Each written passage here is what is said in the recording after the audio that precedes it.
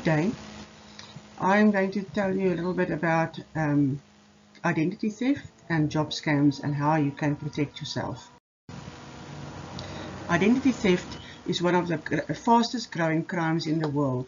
Experts believe that someone's identity is stolen somewhere in the world every 2 seconds. Yet, most people believe it cannot happen to them until it is too late and their creditworthiness has been destroyed. In South Africa, identity theft is seen as a silent crime because it can go undetected for months, even years, while victims have enormous debts run up in their name. Many cases of identity theft come to light only when the victim starts receiving accounts and letters of demand for debts they know nothing about, or when their own application for credit is refused because their credit record is in tatters. So what do the thieves do with your information? They get into your bank account and they steal your money. They use your name to open up credit cards and spend on your accounts. They set up utilities and rental agreements using your name. They take out a loan in your name, and they may even try to use your insurance.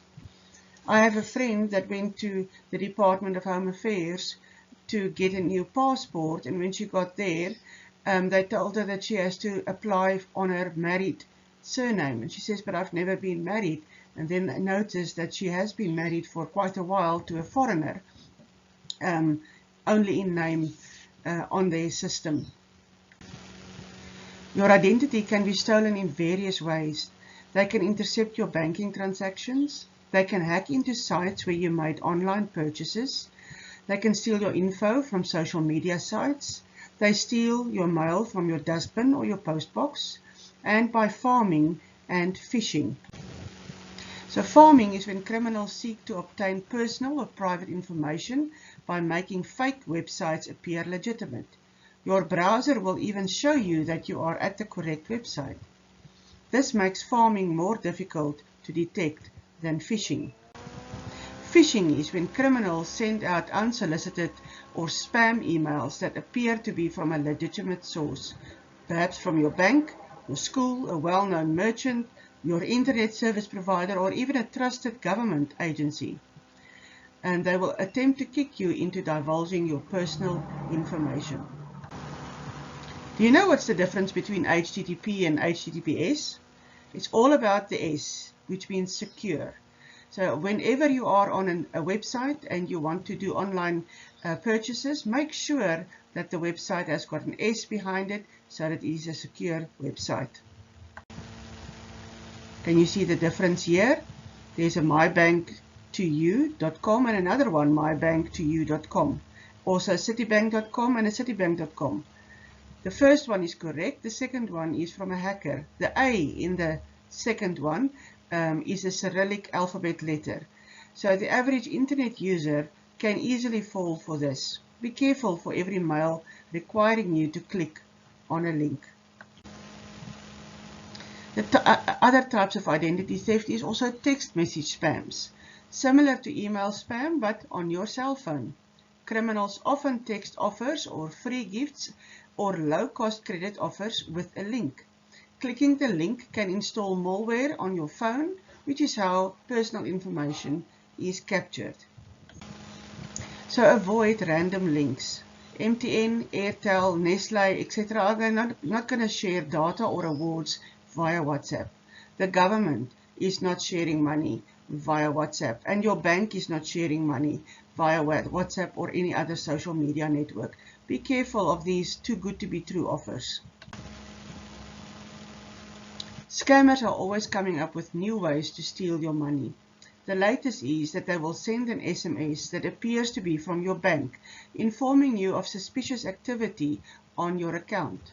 It may contain a number for you to contact. It is followed by a call asking you to sign in to internet banking or on your app to approve or perform a transaction to stop the fraud.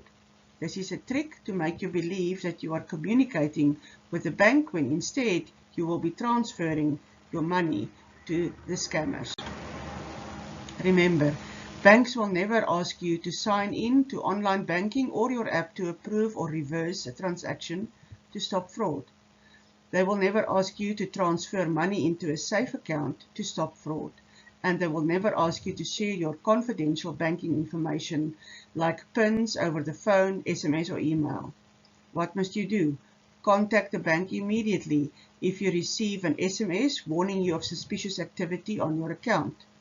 Do not call any other number that may appear in the SMS. A caller do not perform any transaction to stop fraud if they phone you, and contact your bank immediately if a caller asks you for your confidential banking information. Job scams are prudent.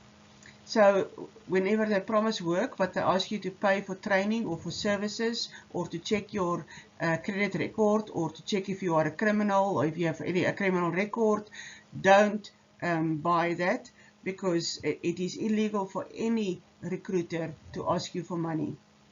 They often advertise on real job websites, so it can be hard to tell them apart from true employment opportunities. Be vigilant. Stop forwarding as received emails or WhatsApp without proper verification, because you might put someone else's life at risk. Check your credit report at least once a year to see if there's any accounts on there that you know you didn't sign for. Make sure your passwords are strong. Never throw away your mail that contains any personal information about yourself. Destroy it rather. How do you create a strong password then? Every account must have a different password. If a thief steals from one of your accounts, don't make it easy for them to steal from others. Don't be obvious. The first passwords thieves will try are ones like the word password, 1, 2, 3, 4, 5, 6, 7, 8, 9, 0 or anything similar to that. Be random. Pick something obscure. Don't use your name and stay away from real words. Misspelling is good. If your password is I hate yellow, replace some letters with numbers and symbols like the one on the slide. The longer, the better. A longer password is easier to hack and more difficult to figure out. And then think up a sentence such as my color is green, and then use the first or the last letter of each word to make up your password. Don't do normal things. What must I do if I suspect identity theft? Alert the South African Fraud Prevention Services on 0860 101 248 or on their website to list the identity theft on their database in order to prevent further credit from being granted in your name. They offer a free protective registration service, and immediately also report it to the South African police, the company or the bank or the financial institution where the fraud occurred. And then lastly, just on a personal note also, make sure that your phone is locked, either with face recognition or a thumbprint or something like that, so that they can't easily get into your phone. Because if they can't get your password, they just say, forgot password. It usually gets emailed also on your phone, and then they can hack into your accounts. So make sure that your phone is locked.